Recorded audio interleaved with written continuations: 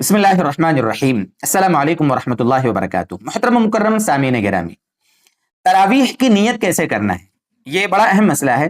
क्योंकि अल्हम्दुलिल्लाह रमज़ान के महीने में दिल नर्म होते हैं, लोग नमाज की तरफ रुजू करते हैं, तरावीह का एहतमाम होता है, मस्जिदें हमारी अल्हम्दुलिल्लाह फुल होती हैं। तो लोग सवाल करते हैं, मसला भी पूछते हैं, सर्च भी करते हैं कि तरावीह की नीयत कैसे करना है।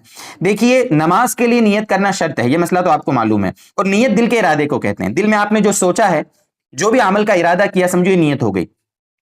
नमाज जो फर्ज होगी उसके लिए तो फर्ज की तायीन जरूरी है कि मैं कौन सी नमाज की मतलब पढ़ रहा हूं, कौन सी नमाज पढ़ रहा हूं, दिल में सोचना है आपने। इशा की नमाज, जोहर की नमाज, फजर की नमाज, जो भी आपने दिल में सोचना है। लेकिन फर्ज और वाजिब नमाजों के सिवा जो नमाज है उनमें आप सिर्फ नमाज की नीयत कर लेंगे, इतना काफी है कि अल्लाह ताला मैं 2 रकात या 4 रकात, जितनी आप रकात नमाज पढ़ रहे हैं उतनी आप दिल में सोच लें।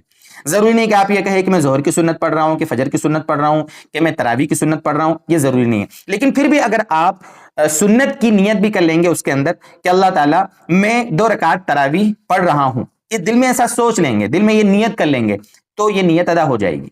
अब यहां पर थोड़ी तफसील और है कि क्या एक साथ 20 रकात तरावी की नियत कर सकते हैं, एक सवाल तो ये है। दूसरा सवाल, कभी कभी 2-3 इमाम बदलते हैं तरावी में। 8 रकात एक इमाम पढ़ाता है, फिर 8 रकात एक इमाम पढ़ाता है, फिर 4 रकात एक इमाम, कभी कभी 2 इमाम पढ़ाते हैं तरावी। कहीं कहीं तो ऐसा भी होता है कि 5-5 इमाम तरावी पढ़ाते हैं, 4-4 रकात। तो क्या हमें हर इमाम के लिए नियत बदलना पड़ेगी?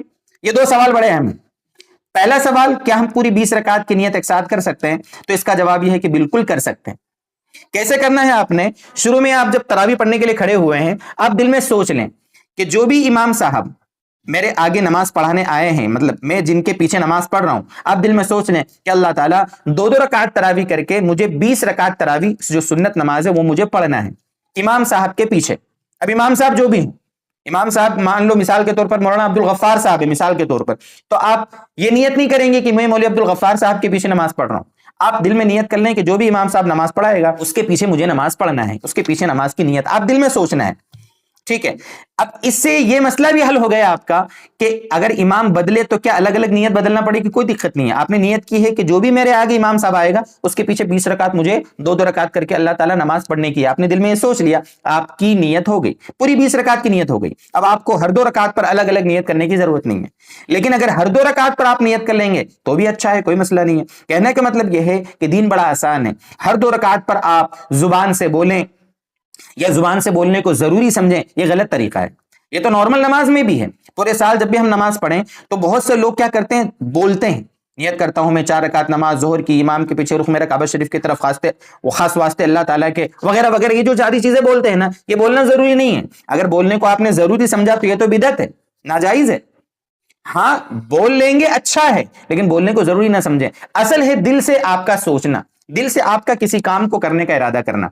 बहरहाल ये नियत के सिलसिले में बड़ा अहम मसला था, तरावी की नियत कैसे करना है। मैंने बहुत मुख्तसर करके उसको समझाने की आपको कोशिश की। मजीद आपका कोई डाउट हो आप कमेंट करें, इंशाल्लाह मौका मिलेगा तो जरूर आपके कमेंट का जवाब देंगे। मजीद आप दूसरी बातें भी आप कमेंट में, रोजे के बारे में या ज़कात के बारे में, जो भी अहम मसला हो आपका कमेंट करें। इंशाअल्लाह कोशिश करेंगे जब भी मौका होगा और अहम लगेगा हमें, जरूर इंशाअल्लाह आपके कमेंट का जवाब देंगे। अल्लाह हमें समझाए, हमारी तरावी को, रोज़ों को, इबादतों को अल्लाह ताला सबको कबूल फरमा ले।